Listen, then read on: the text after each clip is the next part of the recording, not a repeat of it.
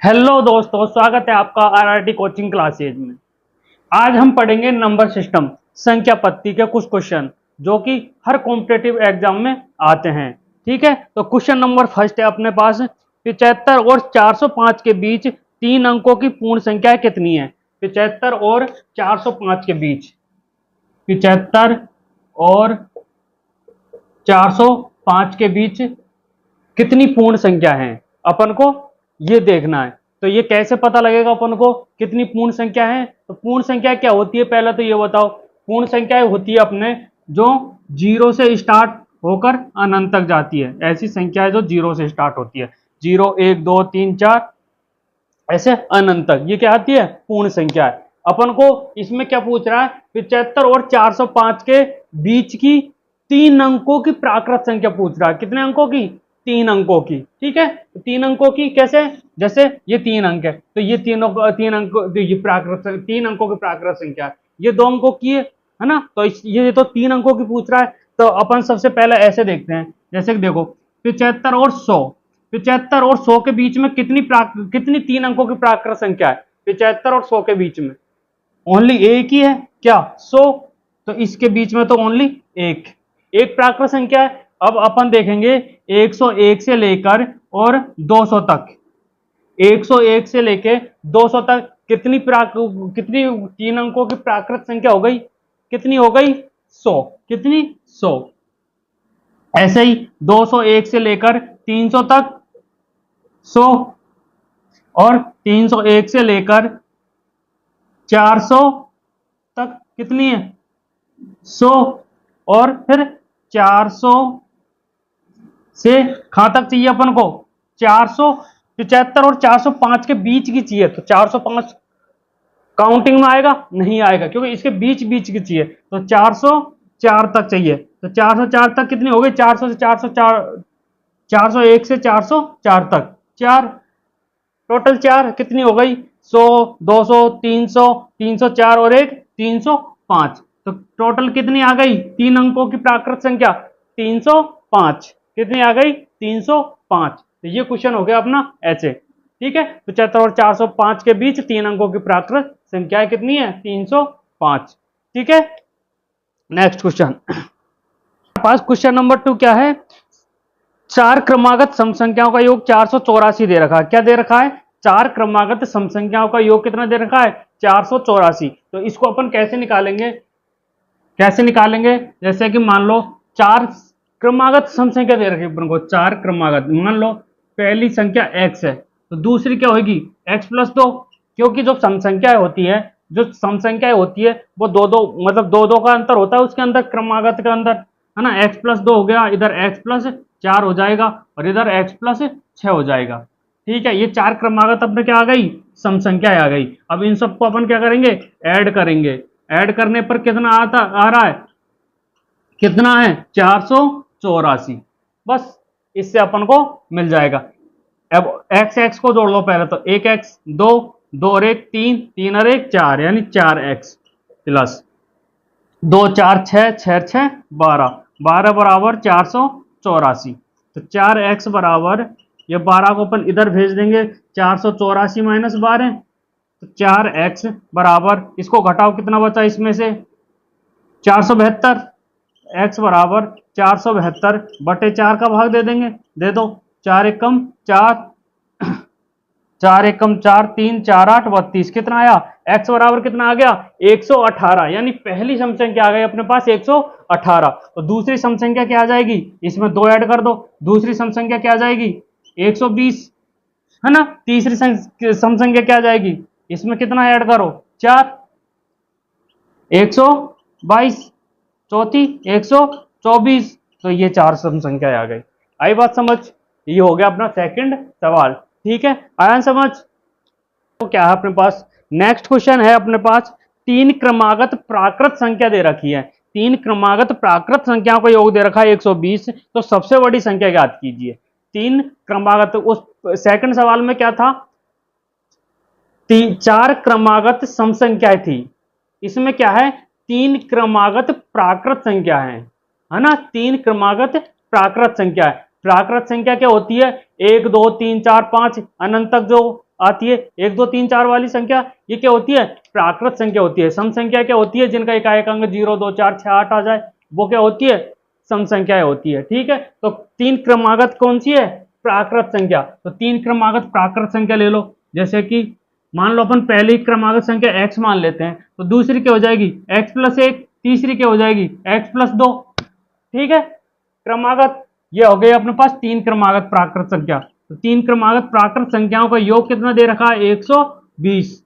तो 3 क्रमागत प्राकृत संख्याओं का योग 120 दे रखा है। अब इनको जोड़ लो, 2 और 1 3, यानी 3x प्लस 1 2 3, ये बराबर 120 है। तो 3x, इस 3 को अपन इधर ले जाएंगे, 120 में से 3 घटा देंगे, कितना बचेगा?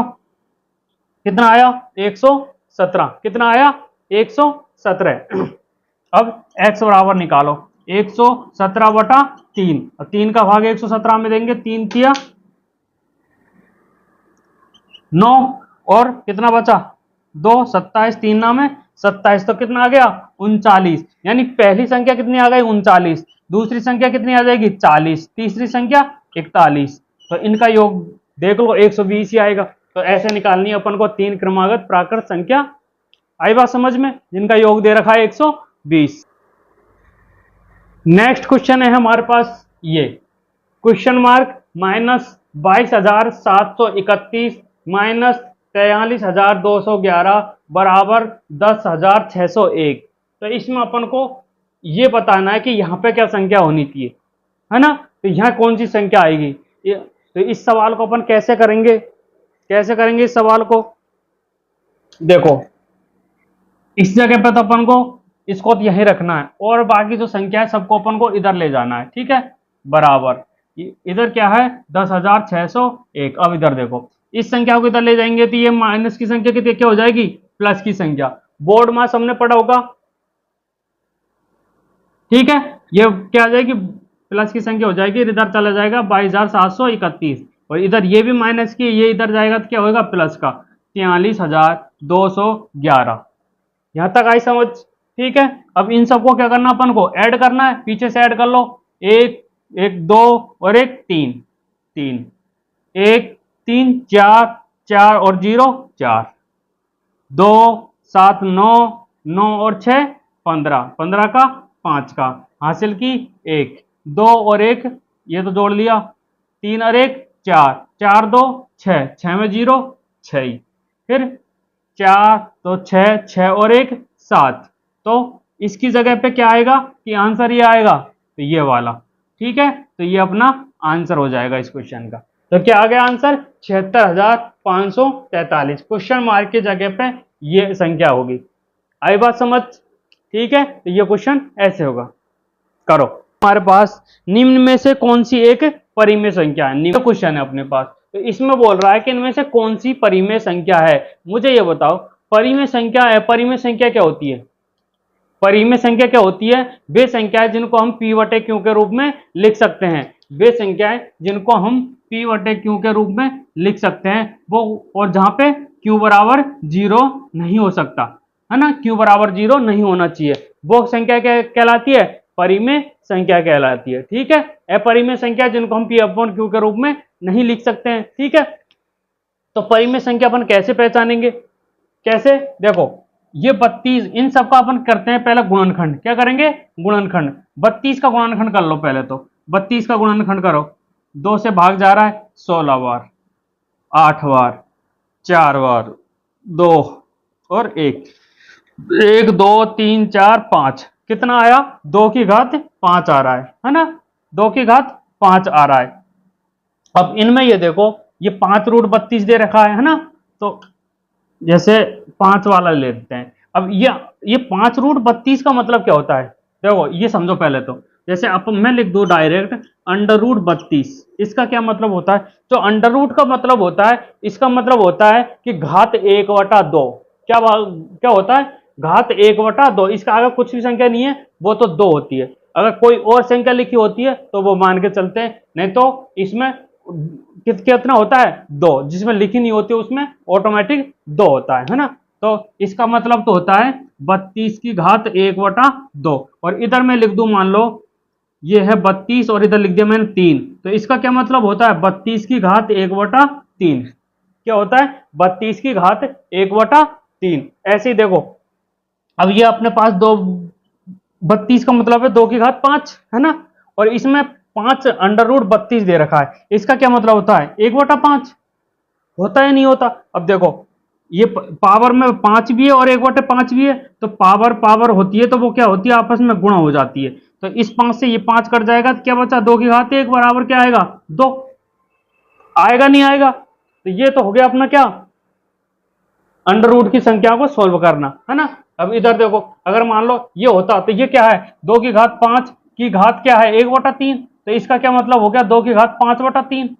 क्या ये परिमेय संख्या है? नहीं है, नहीं है ना, क्योंकि इसकी घात अलग आती है।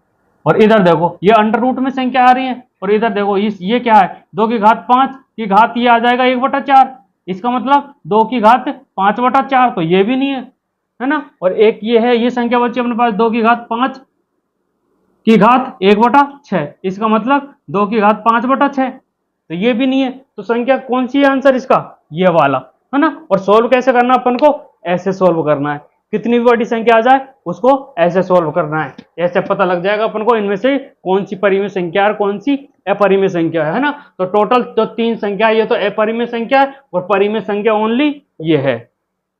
ठीक है, नेक्स्ट क्वेश्चन अपने पास ये है। ये क्वेश्चन क्या है, उस युग्म का चयन करें तो निम्नलिखित समूह से अलग है, जो निम्नलिखित समूह से संबंधित नहीं है। अब ये क्वेश्चन है, अब इसमें देखो ये √64,9, √81,9, √36,8, √121,12 ये क्वेश्चन है। अब इसमें ये बोल रहा है कि इनमें से अलग कौन सा है। कैसे? देखो √64 किसका वर्गमूल होता है? किसका वर्ग होता है 8 का।